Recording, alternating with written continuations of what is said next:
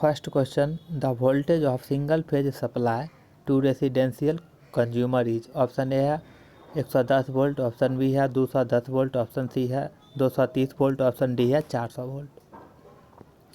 तो secondary distribution का जो ट्रांसफार्मर होता है उसका जो सेकेंडरी वाइंडिंग होता है वो होता है स्टार में कनेक्टेड होता है। तो यहाँ से आप लोग फिगर देख सकते हैं, स्टार में कनेक्टेड है और इसके दो लाइन के बीच जो वोल्टेज होता है यानी लाइन वोल्टेज जो होता है, यहाँ से VL हो गया, ये 440 वोल्ट होता है। लेकिन हमारे घर में जो आता है एक फेज एक और न्यूट्रल के बीच का वोल्टेज आता है, यानी कि फेज वोल्टेज आता है यहाँ से यहाँ तक। तो आप लोग जानते ही होंगे स्टार कनेक्शन में जो फेज वोल्टेज होता है VPH, वो लाइन वोल्टेज का 1/√3 होता है। तो लाइन वोल्टेज VL/√3। तो यहाँ से हम लोग अगर VL/√3 करेंगे तो 440/√3, तो ये करने पा जाएगा आपको 230 वोल्ट। तो हमारे घर में जो 230 वोल्ट आता है वो इस प्रकार से आता है। तो इसका जो राइट आंसर होगा ऑप्शन सी होगा, 230 वोल्ट।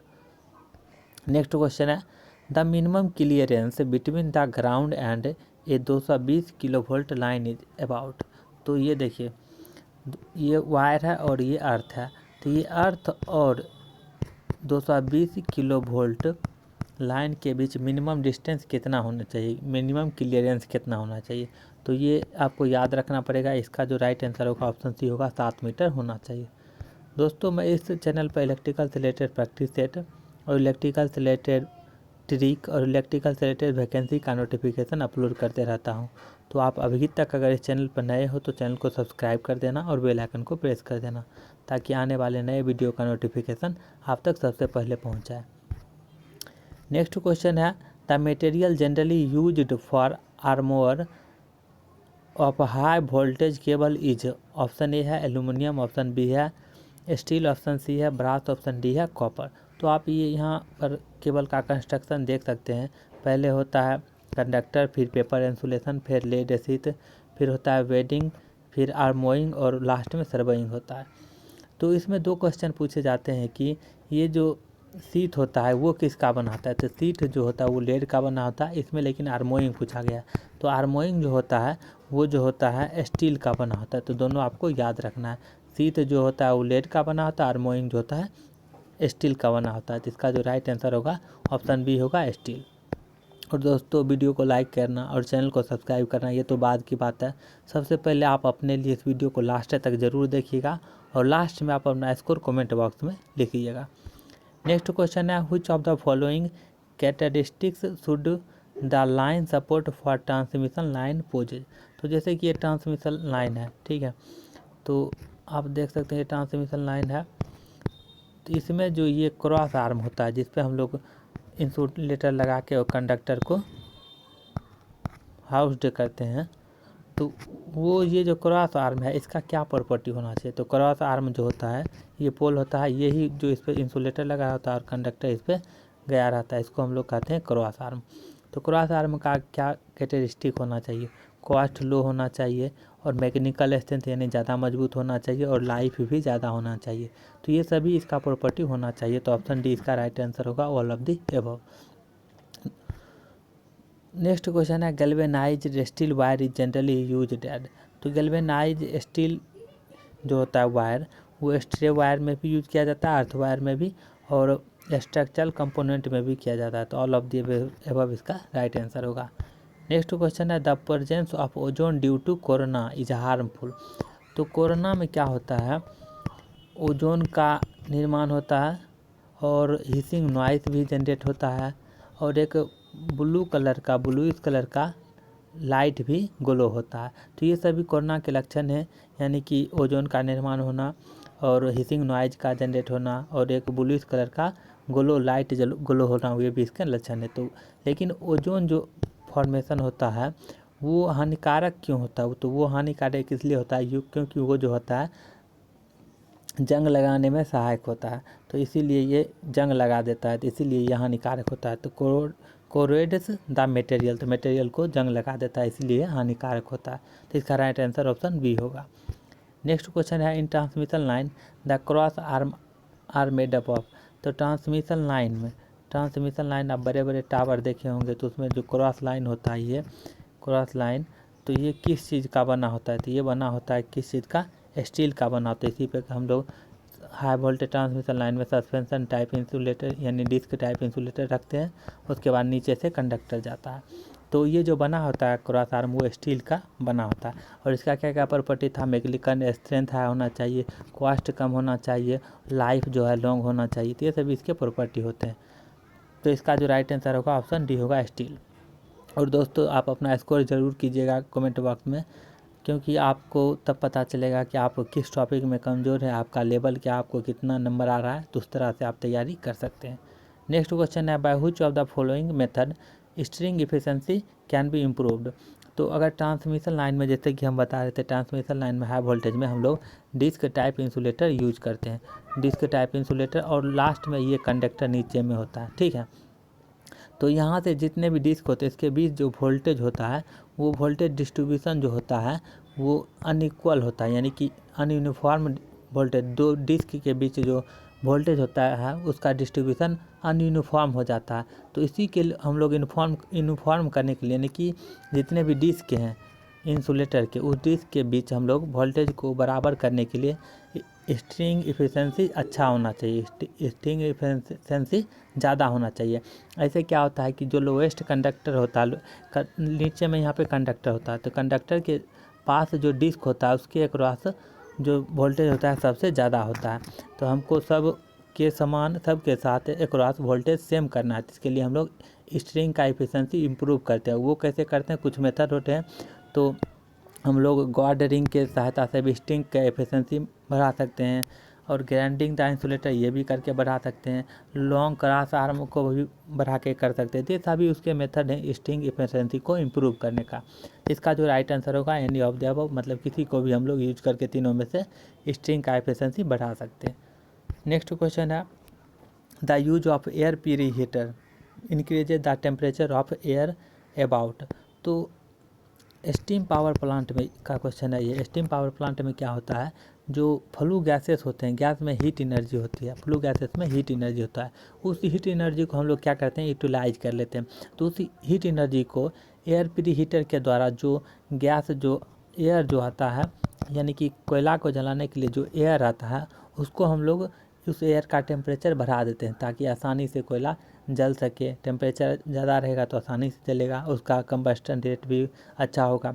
तो इससे हम लोग फ़ायदा करते हैं कि इसका हीट का यूटिलाइज कर लेते हैं एयर को गर्म करने में। तो वो कितना डिग्री तक गर्म कर देता है, तो वो जो है 20 डिग्री सेल्सियस तक उसके एयर जो होता है कम, यानी कि कोयला को जलाने के लिए जो एयर आता है उसको 20 डिग्री सेल्सियस तक गर्म कर देता है। तो इसका जो राइट आंसर होगा ऑप्शन बी होगा।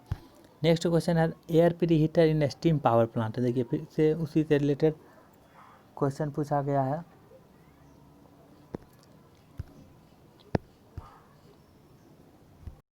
तो एयर प्री हीटर का जो काम होता है वो फ्लू गैसेस का हीट को यूटिलाइज करके एयर को गर्म करता है। तो ऑप्शन अगर हम लोग देखें तो recovers the heat from the flue gases, तो ये फ्लू गैसेस से हीट को रिकवर करता है, ये भी सही है।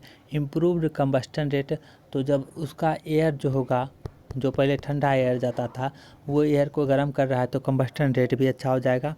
और raises the temperature of the furnace gases, तो फर्नेस गैस का टेम्परेचर भी रेज करेगा। तो ये सभी ऑप्शन सही है, तो ऑप्शन डी इसका राइट आंसर होगा। नेक्स्ट क्वेश्चन है, a condenser condense the steam coming out from. तो ये देखिए, ये जो स्टीम जैसे जा रहा है, स्टीम जा रहा है, ये टरबाइन पर, टरबाइन के ब्लेड पर स्टीम आता है। तो ये जो कंडेंसर का काम होता है कि स्टीम को कंडेंस करना। तो ये कहाँ से जो स्टीम आता है उसको कंडेंस करता है। तो ये जो टरबाइन पे स्टीम पड़ता है उसके बाद जो आता है उसको कंडेंस करता है। तो ये condenser condense the steam coming out from turbine. तो टरबाइन से जो स्टीम आता है उसको ये कंडेंस करता है। तो इसका राइट आंसर ऑप्शन बी होगा। नेक्स्ट क्वेश्चन है, the best coal suitable for production of energy. तो सबसे अच्छा कोयला जो होता है जिससे हम लोग एनर्जी का प्रोडक्शन करते हैं वो कौन सा कोयला होता है। तो सबसे अच्छा, ये जनरल का भी क्वेश्चन है, आप लोग जानते होंगे, बिटुमिनस जो होता है सबसे अच्छा कोयला होता है। तो इसका राइट आंसर ऑप्शन बी होगा। नेक्स्ट क्वेश्चन है, what is what is the superior quality of coal called. तो ये भी देखिए वही क्वेश्चन है, दूसरे तरह से थोड़ा पूछा गया। तो सबसे सुपीरियर क्वालिटी का कोयला कौन है, तो ये भी एंथ्रासाइट होगा, ऑप्शन ए इसका राइट आंसर होगा। नेक्स्ट क्वेश्चन है the coal with highest ash content.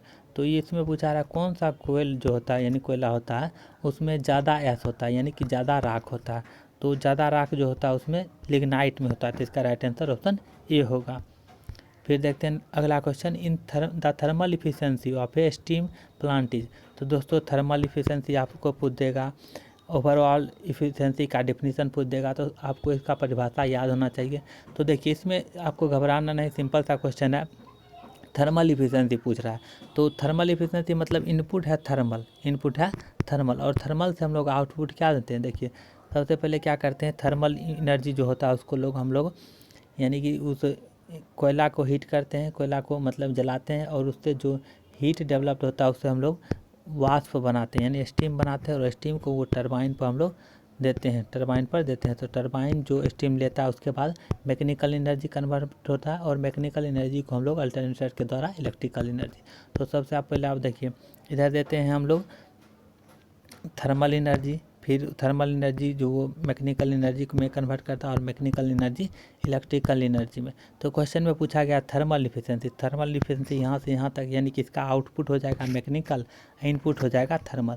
तो जिसमें मैकेनिकल आउटपुट होगा थर्मल इनपुट होगा वही इसका आंसर होगा। तो देखिए ऑप्शन अगर हम लोग देखें ऑप्शन सी, तो the ratio of heat equivalent to mechanical, यानी कि जितना हम लोग हीट दिए उसका इक्विवेलेंट जो मैकेनिकल होता है। ऐसे भी आप लोग जानते हैं इफिशियंसी होता है आउटपुट बटे इनपुट, तो आउटपुट यहाँ पे मैकेनिकल होता है, इनपुट होता है थर्मल। तो मैकेनिकल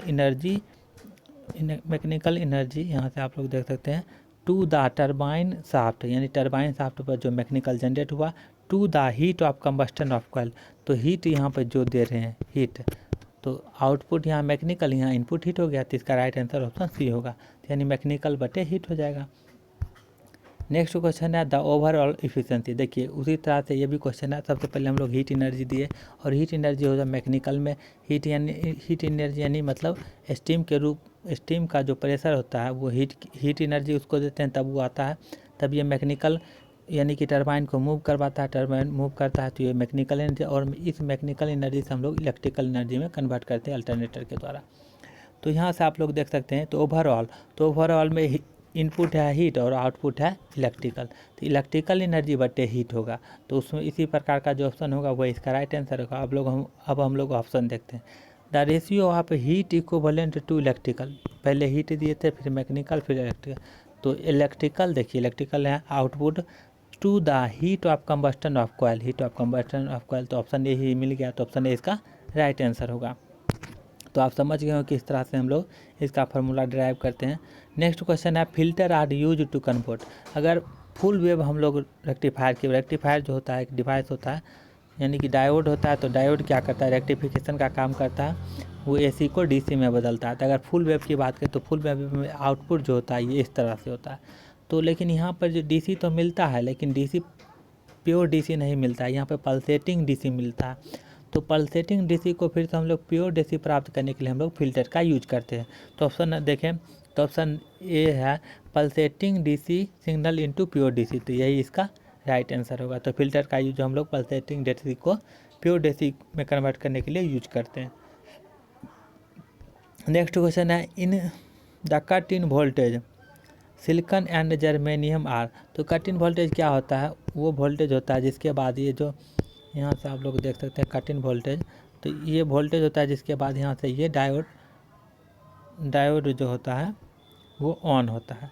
तो कट इन वोल्टेज वही होता है। तो सिलिकॉन में कट इन वोल्टेज सिलिकॉन में 0.7 होता है, यानी 0.7 वोल्टेज देंगे तभी ये ऑन होगा, और जर्मेनियम में 0.3। तो ऑप्शन 0.7 और 3 देखिए, ऑप्शन 7 और 3 डी में है, तो ऑप्शन डी इसका राइट ऑप्शन होगा। नेक्स्ट क्वेश्चन है the P type semiconductor impurity are also called. तो सबसे पहले ये जानते हैं पी टाइप कैसे बनता है। तो पी टाइप में क्या होता है, सबसे मेजॉरिटी चार्ज कैरियर होल्स होता है, और माइनॉरिटी कैरियर की बात करें तो उसमें इलेक्ट्रॉन्स होता है।